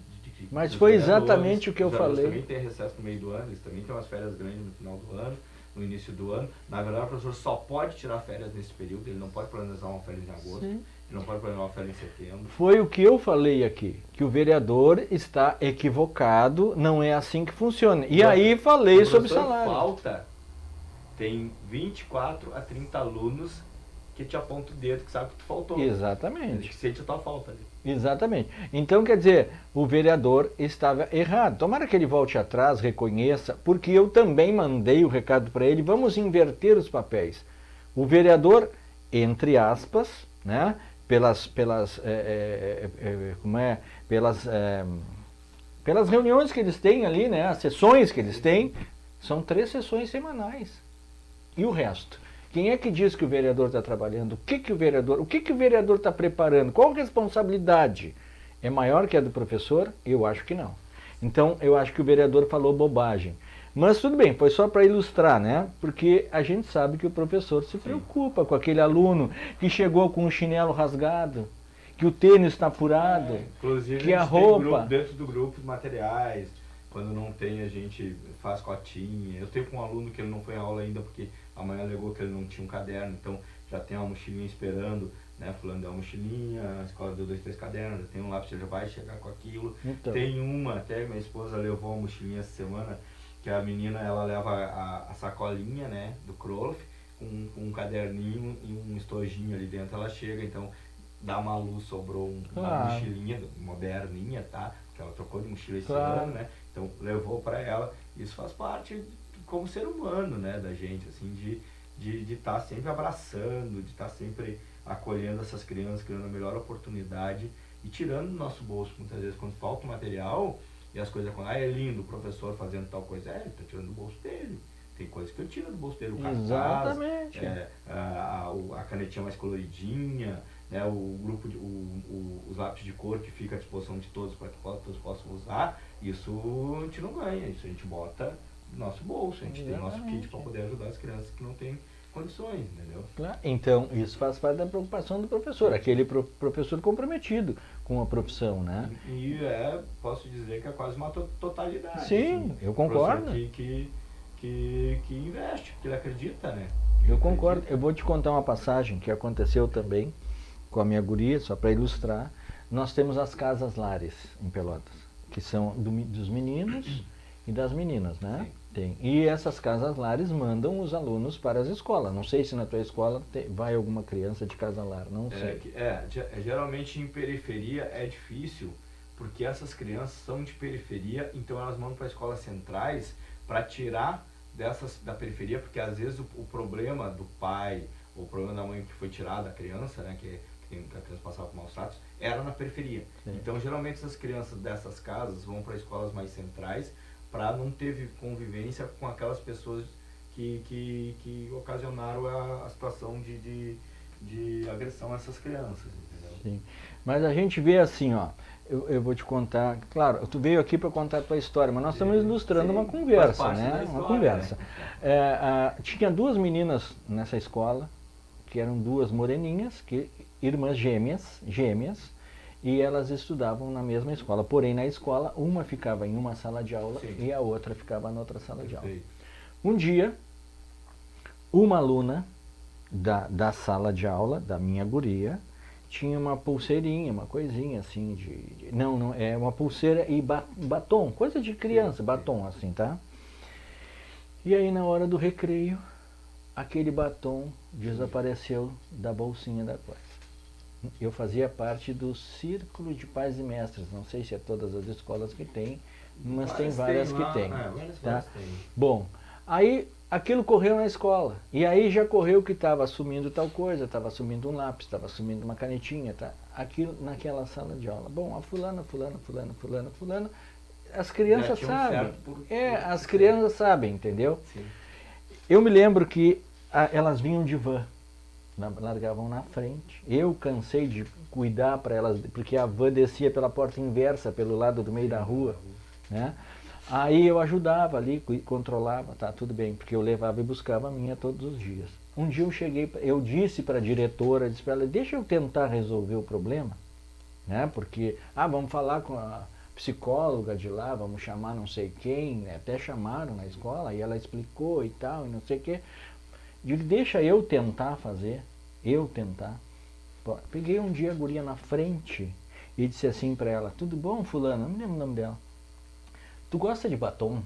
Quando eu disse tu gosta de batom, ela me olhou com um olhar de culpa, entendeu? Claro. Né? E ela disse assim para mim, gosto. Eu digo, o tio vai comprar um batom para ti. Só isso eu disse para ela, não disse mais nada. E ela entrou pro colégio.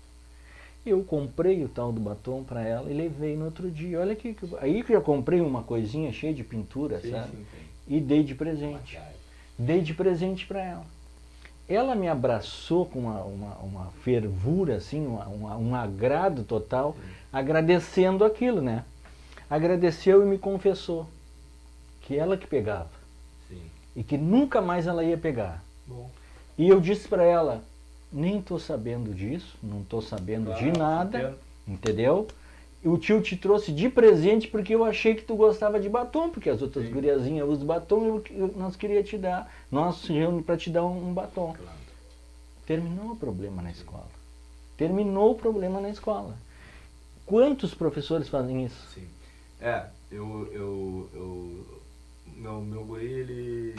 Meu guri, ele estava trabalhando um negócio no shopping, ele conheceu uma menina ali, essa menina devia ter uns 19 anos, e ela foi uma menina que foi adotada, ela vinha de casas, assim, né? E ela tinha sido adotada, enfim. E aí ela saiu, que daí ela, na verdade, ela escolheu o pai e a mãe, que eram aqueles apadrinhamentos, né? Sei. E aí ela disse, não, eu quero que seja meu pai, eu quero que seja minha mãe, eu quero que seja pai, eu tenho que sair daqui, eu tenho que sair daqui.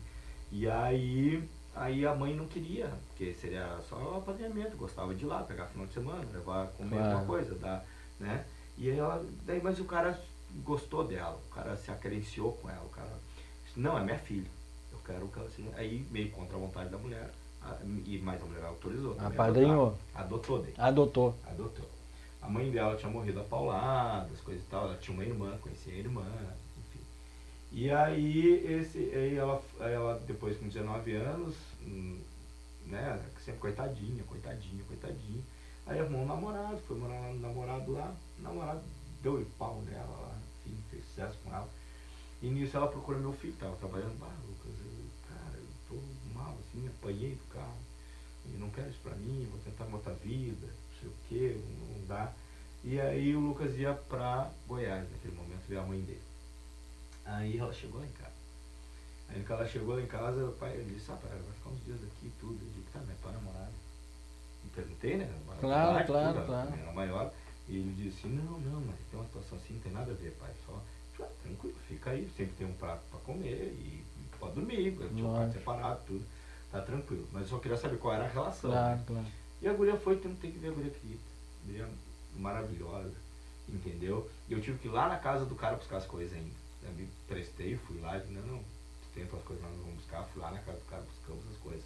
Trouxemos, e o Lucas foi pra Goiás e deixou ela 3 meses lá em casa. Tá? E ela ficou sozinha. Chegava, às vezes a comida estava pronta, a Malu estava com banho dado. Pegamos uma confiança maravilhosa. E conversamos sobre a questão das casas. O que acontecia na questão das casas? Era muito difícil ela ter uma roupa, que tomavam dela. Sim. Era muito difícil ela ter um tênis, que tomavam dela. Ela queria sair dali. Quando ela ganhava alguma coisa do apadrinhamento, tipo um kit de batom, um kit ela chegava, não, tem que dividir, não, é meu, ganhei, claro. É meu, entendeu? Tomavam dela. E aí, quando tu falando dessa situação, eu lembrei dela agora. Sim. Né? É uma falta de personalidade, às vezes, não tem que roubar, não tem. Mas aí nós vamos na questão da latinha, entendeu? Que ela viu tanto fazer aquilo. Lógico. Ela passou tanto por aquilo que era o meio que ela conheceria. Não estou chamando ela de coitadinha, longe disso, que tu mostrou para ela, através do teu afeto, de uma forma carinhosa, que daqui a pouco, se ela pedir, é melhor. Se ela disser, eu gostaria tanto de ganhar. Claro. Né? Como uma criança pede para um pai. Né? Ela não chegou a pedir para ti. Mas tu entendeu isso, tu tem filha, né? Tu entendeu? Ela quer ganhar aquilo. Então eu vou dar aquilo para ela, ela não precisa roubar. E ela disse, dela abriu, não, olha... Mas daí abriu um lado, daqui a pouco ela precisava de alguma coisa, ela dizia, tio, tudo bem? Tem como, sabe? Eu queria um lápis, eu queria isso.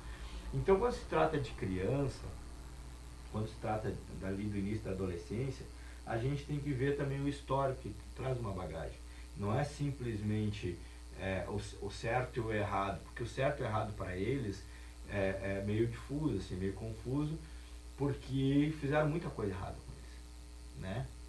Muita coisa. Então eles têm muitos valores invertidos.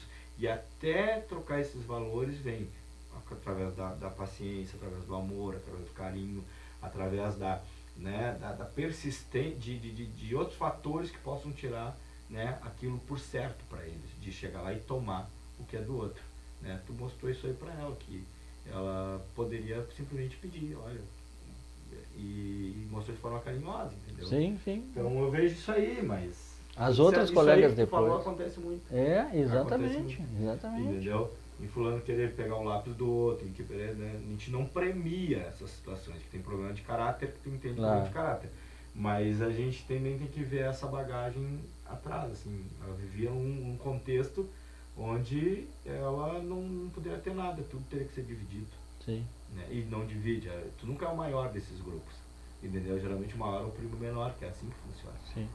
Isaac, vamos entrar um pouco agora aí, nós já estamos aí 1h23 conversando, não tem problema, mas vamos entrar agora no projeto Vida Ativa, que é espetacular. Esse projeto foi criado aí pela prefeitura, junto com vocês. Inclusive foi renovado agora, né? Foi renovado. Então vamos falar um pouco sobre o projeto Vida Ativa, que hoje tu é coordenador na Prefeitura de Pelotas. Sim, o projeto Vida Ativa, ele é um projeto que eu tenho assim um prazer de estar nele desde o início, desde a sua construção. Ele começa lá atrás, né, 11 anos atrás mais ou menos, onde tinha um projeto chamado PEL, que era um projeto do governo federal, e aí teve a necessidade de se renovar para um grupo de trabalho que era competente na época, nem todos, né, tinha pessoas do meio político que destoavam um pouquinho daquele trabalho, mas que começou a ter um clamor público, porque havia aulas gratuitas, porque as aulas eram de qualidade, tinham alguns profissionais, enfim. Aí se renovou na época com o falecido vereador Ademar Leonel, ainda, né, se empenhou para renovar na época do governo Fetter ainda, se renovou com um corte grande de pessoal, e nisso entra a gestão do Eduardo, né? Nessa gestão, aí já queria acabar então com o projeto, mas deram uma chance para o projeto, a possibilidade de repente seguir, né, através do diretor ali, o Sérgio Ferreira, tinha o Toninho, que foi um dos primeiros coordenadores, enfim, começou a criar um grupo ali, me chamaram, tinha sido assessor do Ornel também, juntamos aquilo, levamos na Câmara, o Ornel disse, não, tudo bem, podemos, mas se vocês entendem que esse projeto começou com aquele início que a gente deu, não, super entendemos e vamos lá. E aí foi crescendo esse projeto, é um projeto assim, ó, que tem diversas atividades, que a prefeitura que banca, né, a prefeitura que banca essas atividades, através do contrato de profissionais na área de educação física, dança, artes marciais, enfim, e que atende mais de 62 locais, que a gente chama de núcleos. O que é um núcleo? Uma associação, uma igreja, uma instituição filantrópica, um campo de futebol, né? Então tem 62 lugares na colônia, né? Ou são 8 na colônia, que tem essas atividades sistematicamente. Claro que a pandemia acabou ficando quase tudo online, dentro do grupo de WhatsApp, dentro de página do Esporte Pelotas, acabou ficando isso. Mas que agora está retomando presencialmente, só essa semana começou diversos núcleos, acho que mais de 20 e poucos núcleos essa semana que vem já vai chegar a mais de 50 núcleos acontecendo, e parceiros querendo abrir mais, tipo o Cabo dos Soldados vai abrir com taekwondo e mais atividades que não tinha, enfim, o seu Celso lá não tinha taekwondo, vai estar tendo, ou seja, vai ter ginástica funcional, laboral, futebol, voleibol, câmbio, taekwondo, judô é uma modalidade nova que nós estamos tendo agora, enfim, são acho que 15 ou 16 modalidades que são distribuídas por toda a cidade, que atende a população de forma gratuita, né? E que é através da Secretaria de Educação e Desporto e a Prefeitura de Pelotas, né? E tem esse nome, que é o projeto Vida Ativa, que é promover uma atividade, movimento na vida, né? Manter a vida mais saudável, mais ativa. Então tem essa proposta desde o início. Mas isso aí não é, que fique claro, não é só para alunos da rede municipal, não. É um projeto que abrange todas as faixas etárias. Na verdade é um projeto aberto, né? É um projeto aberto que atende, a gente fala de 0 a 110 anos, acompanhado dos pais, porque 0 teve até um outro projeto que é não lembro, acho que é a CT. É um projeto do pacto, que eles precisavam que ficassem algumas pessoas fazendo, acompanhando, né, um trabalho também de tipo de recreacionista, enquanto as mães que vinham de violência, né, e eram atendidas. Então nós pegávamos crianças de 2, de 3, de 1 aninho, de ficar ali brincando, sabe? Então, e até senhoras, como no Arco-Íris nós temos senhora de 91 anos, né, que vai ali, que vai no tempo dela, que faz a atividade dela, entendeu? Então nós temos pessoas de todas as idades dentro do projeto. Eu acompanhei várias atividades do Projeto Vida Ativa em vários locais e já filmei, já fotografei, já publiquei, então eu sei como funciona, realmente eu sei como funciona e sei as atividades que tem. Adorei conversar contigo. Né? Espera um pouquinho, não estamos esquecendo. Queria aqui, ó, primeiro, o Rogério é uma pessoa que cobre os eventos, né? Diversos eventos sociais, esportivos, e sempre tem acompanhado, principalmente no boxe, nas artes marciais, taekwondo, enfim, é uma pessoa, né, super acessível junto com a gente. E no último, há 2 semanas tivemos um evento de boxe solidário, evento de Muay Thai também. Eu vim trazer uma lembrancinha, né, do evento. Olha só, que é uma camiseta. Essa camiseta aqui está disputada, porque as camisetas foram feitas somente para os atletas, né, então sobrou pouquíssimas camisetas, de alguma outra chave que não teve, e aí muita gente me cobrando a camiseta. E eu peguei algumas, né, o Edil ficou com uma, o Russo ficou com uma, e aí enfim, aí sobrou uma aqui, e eu digo, bom, vou levar lá pro Rogério, que é o cara que fez a nossa cobertura do evento. Tá aí, ó. Tá? Olha só a camiseta aqui, ó. E queria deixar também Quinta ali, Copa Treme Terra. isso. E queria deixar também um copinho aqui, que foi um copinho que eu fiz no final do ano para um regalo também para todos os meus alunos mestre presenciais. Treme Terra. E tem aluno meu que diz assim, mestre, tu vai me dar um copinho daquele, né? E eu digo para ele, não, o dia que tu aparecer na academia, aqui o é para copinho. aluno que treina, tá? Aí, ó. E para momentos como esse. Muito obrigado, Isaac. Eu tenho também uma lembrança aqui que foi dada para mim, ceder às pessoas que vêm aqui. Eu sei que vocês gostam de comer um churrasquinho, né? Gostam de tomar uma cervejinha também. Nas horas de folga tem que tomar uma cervejinha. Devagar, né? Tá mais devagar. Mas olha aqui, tu vai ganhar um copinho de alumínio do grupo de canoagem Piratas do Remo. Pô, esse aqui é o copo Stanley de Pelotas. Ah, aqui, não é o Stanley, esse aqui não é o mais chique, esse aqui é o que mais... É que nem o pessoal diz, vamos comprar um copo Stanley porque ele refrigera, deixa gelado por 3 horas. Eu não conheço nenhum bebedor de cerveja que deixa a cerveja 3 horas dentro do copo. É verdade. Então, vai botar e vai tomar. É o melhor. Obrigado. Ó, Piratas do Remo. Do Remo, olha, sem regras e sem lei. O Márcio Pizarro e a Cristina Pizarro. Fizeram a doação aí, a gente está... Muito obrigado. Todas as pessoas que vierem aqui vão ganhar um brinde. Né? Obrigado aí pela camiseta, vou usar, eu gosto muito de camiseta. E eu queria agradecer então a tua presença aqui, ficamos à disposição, tu sabe que quando tiver evento, claro, salvo aquele momento que a gente não pode comparecer, mas tendo como comparecer, vamos junto lá que não tem problema. Vamos trazer depois aqui, o Russo é brabo. O Russo, agora, se eu fizesse um churrasco, o Russo vinha. Se fizer um churrasquinho aqui, ó, ele vem. Conversando com ele...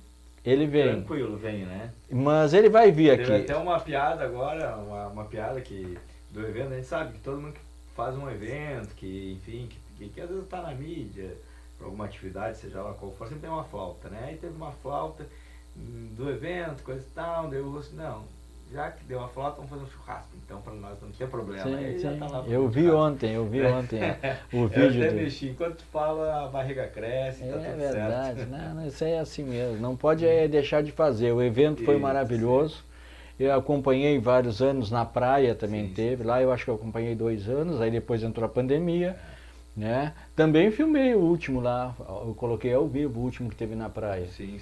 Né? E esse também foi um sucesso, pessoal de fora olhando, o pessoal que estava na arquibancada estava acompanhando também através do nosso Face. Tem muitas visualizações, foram 5h30 de transmissão. Sim. E muita gente buscando as lutas ali também. Exatamente. Né? O pessoal perguntou muito onde é que tá as lutas, né? Eu mandava o print, ó, tá aqui por cobertura de qualidade, né? Com profissionalismo, comentários, pessoas do esporte, pessoas do humor, pessoas que estavam no evento, né? Cercando o evento ali, tiveram seu momento de fala também. E para nós é muito importante estar divulgando o esporte, porque o esporte eu acredito que ele é paralelo à educação também, né? Ele educa também, ele é um meio social, ele é um meio de superação, ele diminui a distância, né? de um jovem, de uma criança, às vezes que vive em periferia, que falta tudo, ele diminui porque tu só tem que ser bom naquilo. Tu sendo bom naquilo, não interessa o filho de quem tu é, de onde tu veio, se tem dinheiro, se tu não tem. Se tu é bom, tu consegue o espaço, tu consegue diminuir rapidamente essa questão social, né? Então o esporte é uma bandeira, quem está envolvido no esporte não está geralmente envolvido em drogas, não está envolvido em ilícito. Se está naquela linha tênue, a tendência é ele pender para o lado do bem, né? Porque tem ali a sua família, porque é a questão da busca das referências, né? A partir do momento que a referência deixa de ser aquele cara da esquina fazendo o errado, vendendo coisa na esquina, né? E acaba sendo o cara que é atleta, o professor, o colega que, né? Acaba sendo aquela referência, então ele deixa de ver aquilo como certo, né? Como aquele cara que está fazendo o ilícito, e começa a ver aquele outro caminho, né? Como uma possibilidade de ter sua ascensão, de ter sua valorização, de ser respeitado, né? Socialmente, e é um meio familiar também, né? Porque a gente sabe que onde falta o pai, falta a mãe, falta o irmão, às vezes o meio esportivo acaba sendo também uma segunda família, tão importante quanto a primeira, né? Com certeza. Eu não parece, né? Mas eu já fui esportista de várias modalidades também. Eu joguei futebol, joguei praia 7. E agora está no ciclismo. Não, o ciclismo A é gente veio uma atividade física, Sim. né? Mas eu joguei sinuca no estado todo. Eu joguei, algumas vezes joguei tênis, que convidado por os clubes, e eu forte mesmo, eu sou e fui atirador. Sim. Então eu atirei o Brasil inteiro, ganhei campeonato Legal. brasileiro de tiro. Eu tenho entre medalha e troféu, que eu não tá aqui. Quando eu me mudei para cá, eu coloquei tudo na casa de um amigo meu, porque aqui não tinha espaço. Entre medalha e troféu eu tenho mais de 1000. Boa. É muita coisa. Sim. E teve um período que quando eu ia para as competições, né, como vai o mestre Isaac vai a São Paulo num evento, Sim. vai, o mestre Isaac lá de Pelotas, né, eu chegava nos locais, eu era o Rogério Farias. Sim. Este é o Rogério Farias, Sim. porque eu tinha um destaque também na modalidade, entendeu? A pessoa fica conhecida, entendeu? Claro. Então já fui também, mas o esporte é assim, ó, a inclusão do esporte é tudo. E outra, troca de experiência. Sim.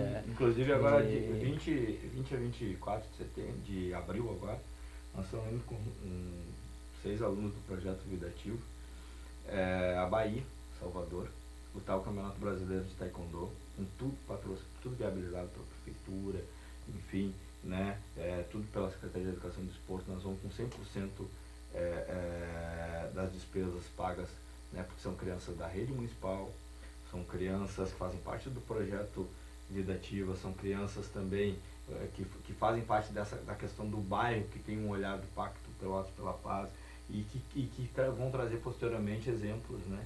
Então a gente sabe que às vezes, né, esse empurrãozinho do poder público, ele acaba influenciando muito.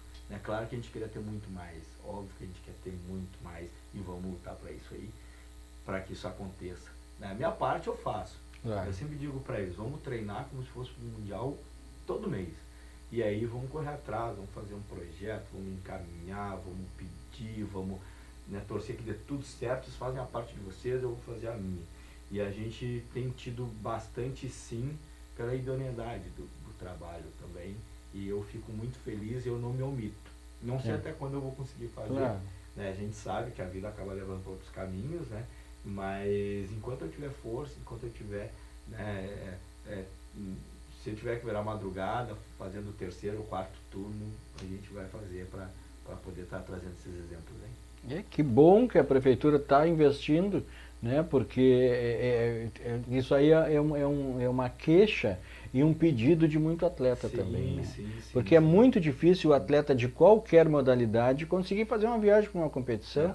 É deslocamento, é alimentação, hospedagem, tudo é custo. Tudo é muito então, hoje tem o Pro Esporte, né? Só que o Pro Esporte ele é assim, ele tem uma questão de 2 vezes ao ano, é liberado R$100 mil, né? Só que tem muitos atletas pedindo ele, acaba que fica resumido, a demanda é maior, né?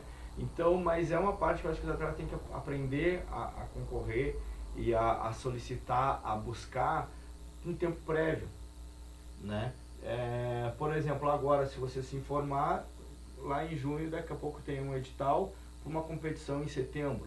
Agora, se chegar em junho, julho, e a competição é setembro, não vai dar mais tempo. Então tem uma questão de organização também de calendário, mas que também pode ajudar, né? E correr, e que nem eu sempre disse, correr como se desse tudo certo, vamos correr para dar tudo certo.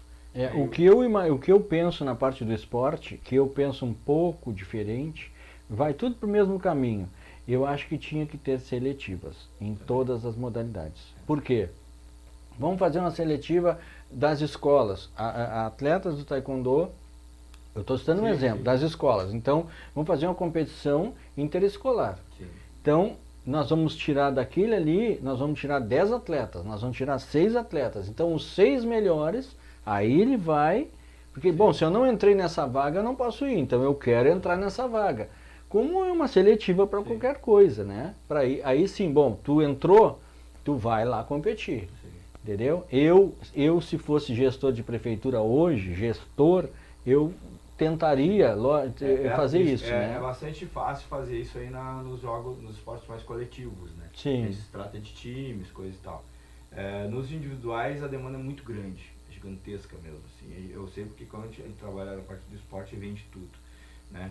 E tem muitas variáveis. Nós temos uma guria mesmo que era do projeto, que era a Kimber, que foi jogadora de taekwondo, que participou do projeto do rugby e que tinha a característica dela toda no rugby, que ajudou ela, a gente sabe que foi as artes marciais, o foco, a questão do embate do rugby, tudo. E era ela e outra menina que teria uma possibilidade de assinar com um clube profissional, que era o Melanie, né, que é em Mato Grosso, no Mato Grosso. E aí foram indicadas, aí só que uma das meninas engravidou.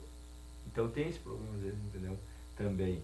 E aí foi a outra, tá lá super bem, muito bem, obrigado, teve uma lesão de joelho, né? Mas assim, teve lesão de joelho, 15 dias depois ela operou, e já tá competindo de novo. Sim. Tá? Então ela tá sempre concorrendo na base da seleção brasileira. Pra você ver, uma coisa de Pelotas, fez parte do projeto, tanto na parte de artes marciais, quanto na parte de rugby, que está lá. Né? E nós temos vários outros atletas, assim, mas depois que eles saem da cidade, esse que é um problema também, essa divulgação acaba caindo também, né? Mas que abra mais espaço, que tenha mais espaço dentro do esporte e que atenda maior número de atletas e dê bastante iniciação também, né? Claro. Porque a partir do momento da iniciação ali, que todo mundo tem iniciação, que amplia mais projetos, que amplia mais... acaba na quantidade aparecendo grandes destaques aí e representando Pelotas aí no cenário estadual, nacional, internacional, enfim. Muito bem, Isaac, muito obrigado pela presença então, e não vai faltar oportunidade de a gente conversar de novo. Certinho. Obrigado, muito obrigado por tudo, valeu aí a parceria e qualquer coisa prende o grito aí, tamo junto. Tá bem. Vamos lá então, vamos nos despedir aqui das pessoas que nos acompanham, prometendo estar de volta numa outra oportunidade. Provavelmente domingo à noite nós teremos a nossa live aqui. Estamos organizando a nossa live de Páscoa, vamos receber alguns brindes aí, vamos fazer algumas cestas de Páscoa para sortear para as pessoas que nos acompanham. Obrigado pela audiência de todos e até a próxima. Tchau. Aqui, vou botar o Isaac na tela. Tchau, Isaac. Um grande abraço. Até a próxima. Edil, essa semana que vai entrar, temos que marcar para te vir aqui. Um grande abraço. Edil e Russo, hein? Tem dois aí, ó. Abraço. Tchau.